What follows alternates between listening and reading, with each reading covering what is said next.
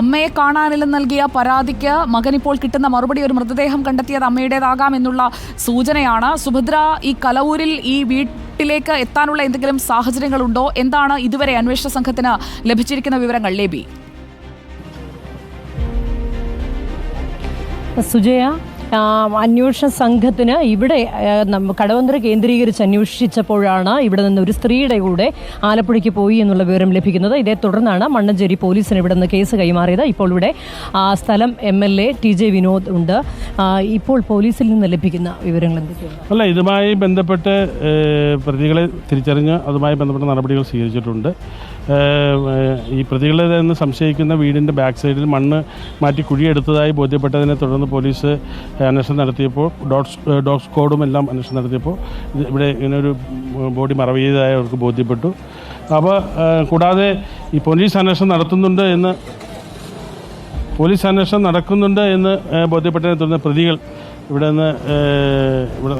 ഇവിടെ ഈ ശർമിള എന്ന് പറയുന്ന സ്ത്രീ ഇവിടെ നിരന്തരം വരുമായിരുന്നു എന്ന് അയൽക്കാർ പറയുന്നുണ്ട്. അതേക്കുറിച്ച് എന്തെങ്കിലും താങ്കൾക്കറിയുമോ? എന്നോട് പോലീസ് പറഞ്ഞത് ഇവരുമായി നല്ല ബന്ധമായിരുന്നു ആ സ്ത്രീക്കെന്നാണ്.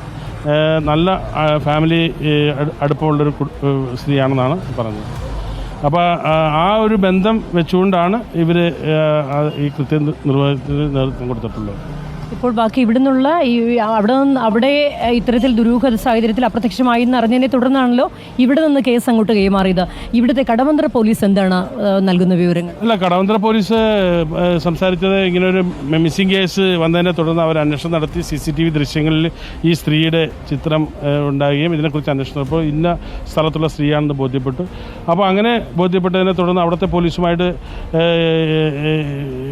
എൻക്വയറി നടത്തിയതിനെ തുടർന്ന് അവിടെ വീടിൻ്റെ ബാക്ക് വശത്തും കുഴിയെടുത്തതായി ബോധ്യപ്പെട്ടു. അങ്ങനെ അന്വേഷണം തുടർന്ന് വന്നപ്പോഴാണ് ഇങ്ങനെ ഒരു കൊലപാതകം നടന്നതായി ബോധ്യപ്പെട്ടത്.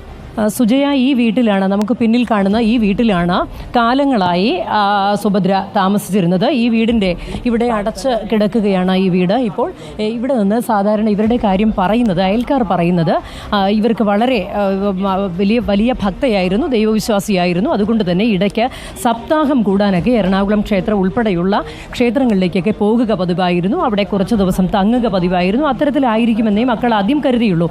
അയൽക്കാരും അങ്ങനെയാണ് കരുതിയിരുന്നത്. ഇങ്ങോട്ട് ഇവിടെ നിന്ന് സാധാരണഗതിയിൽ അയൽവക്കത്തുള്ള ആൾക്കാരുമായി ഉച്ച കഴിഞ്ഞൊക്കെ വർത്തമാനം പറഞ്ഞിരിക്കുന്ന പ്രകൃതമാണ്. അതിനുശേഷം നമുക്ക് കലവൂരിലേക്കൊന്ന് പോകണം. ഈ വീട്ടിൽ നിന്ന് കലവൂരിലേക്ക് എത്തിച്ചേരാനുള്ള ഒരു സാഹചര്യം ഉണ്ടാകുമല്ലോ. അല്ലമീൻ നമുക്കൊപ്പമുണ്ട്. അല്ലമീൻ, 4-ാം തീയതി മുതൽ ഫോൺ സ്വിച്ച് ഓഫ് ആണ്. സാധാരണഗതിയിൽ മറ്റിടങ്ങളിലൊക്കെ ഇങ്ങനെ പോയി ക്ഷേത്രങ്ങളിലൊക്കെ താമസിക്കുന്ന ഒരു പതിവുള്ളത് കൊണ്ട് അവർ പരാതി നൽകാൻ വൈകി എന്നുള്ളതാണ് നമ്മളിപ്പോൾ കേൾക്കുന്നത്. കലവൂരിൽ ഈ വീട്ടിലേക്ക് എത്തിച്ചത് എങ്ങനെയാണ്, അല്ലെങ്കിൽ എത്തിയത് എങ്ങനെയാണ് എന്നതാണ് നമുക്ക് അവിടെ നിന്ന് കിട്ടുന്ന വിവരം. അല്ലമീൻ. സുജിയ, ഈ ആത്മീയ യാത്രകൾക്കിടയിലും ആത്മീയ കേന്ദ്രങ്ങൾ സന്ദർശിക്കുന്നതിനിടയിലുമായിരിക്കാം ഒരുപക്ഷെ ഈ ശർമിളയും കുടുംബവുമായി സുഭദ്ര പരിചയപ്പെട്ടിട്ടുണ്ടാവുക എന്നുള്ളതാണ് മനസ്സിലാക്കാനാകുന്നത്. ഈ കുടുംബം, ഈ ശർമിളയും അതുപോലെ തന്നെ ഒപ്പം താമസിക്കുന്ന മാത്യൂസ് എന്ന് പറയുന്ന ആ കുടുംബത്തിലെ 2 പേർ, അവർ ഈ പ്രദേശവാസികൾ പറയുന്നത് നാട്ടുകാരുമായി അത്ര വലിയ സൗഹൃദത്തിലും അത്ര വലിയ ബന്ധം പുലർത്തുന്ന ആളുകളൊന്നും ആയിരുന്നില്ല. ഇത് മാത്രമല്ല, അവർ 2 വർഷമായിട്ടേ ഉള്ളൂ കലവൂരിൽ താമസം തുടങ്ങിയിട്ട് വാടകയ്ക്ക് താമസിക്കുകയായിരുന്നു. ഈ 2 വർഷത്തിനിടയിൽ ഇക്കാലം പൂർണ്ണമായും അവരോട് ഉണ്ടായിരുന്നില്ല. പലപ്പോഴും അവർ യാത്രകളിലായിരിക്കും. ചുരുക്കം ചില സമയങ്ങളിൽ മാത്രമാണ് അവർ ഇവിടെ ഉണ്ടാവുക എന്നുള്ളതാണ് നാട്ടുകാർ പറയുന്നത്. അതുകൊണ്ട് തന്നെ വലിയ രീതിയിലുള്ള ഒരു സൗഹൃദമൊന്നും നാട്ടുകാരുമായിട്ടുമില്ല. അതുകൊണ്ട് സുഭദ്രയുമായി എങ്ങനെയാണ് ബന്ധമെന്നോ പരിചയമെന്നോ നാട്ടുകാർക്ക് വലിയ അറിവുമില്ല, ധാരണയുമില്ല. പക്ഷെ സുഭദ്രയെ സംബന്ധിച്ചിടത്തോളം ആളുകളുമായി പെട്ടെന്ന് പരിചയത്തിലാവുകയും സൗഹൃദത്തിലാവുകയും ആ ബന്ധങ്ങൾ സൂക്ഷിച്ചു പോവുകയും ചെയ്തൊരു പ്രകൃതക്കാരിയാണ് സുഭദ്ര എന്നുള്ളതാണ് മനസ്സിലാക്കാനാകുന്നത്. സ്വാഭാവികമായും ഇത്തരത്തിൽ ആത്മീയ കേന്ദ്രങ്ങളിലേക്ക് യാത്ര പോകുമ്പോൾ പലരെയും അത്തരത്തിൽ സ്വഭാവമുള്ള പലരെയും പരിചയപ്പെടാറുണ്ട്. ആ തരത്തിലായിരിക്കണം ഇവർ തമ്മിൽ പരിചയപ്പെട്ടിട്ടുണ്ടാവുക.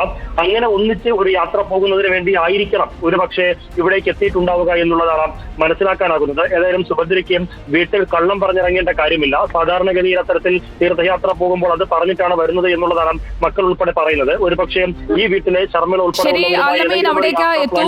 കലവൂരിൽ എത്തിയതിന് ശേഷം അവിടെ നിന്നുള്ള ദൃശ്യങ്ങൾ ഇപ്പോൾ നമ്മൾ പ്രേക്ഷകരിലേക്ക് എത്തിക്കുന്നുണ്ട്. CCTV ദൃശ്യങ്ങളും നിർണായകമായിരിക്കുന്നു. പണത്തിനും സ്വർണത്തിനും വേണ്ടിയുള്ള ഒരു കൊലപാതകം, കൊന്നു കുഴിച്ചുമൂടിയതാണ് എന്ന അനുമാനത്തിലേക്കാണ് പോലീസ് എത്തിയിരിക്കുന്നത്. നമ്മുടെ നാട്ടിൽ, നമ്മുടെ ചുറ്റുവട്ടത്ത് നടന്ന സംഭവമാണ്.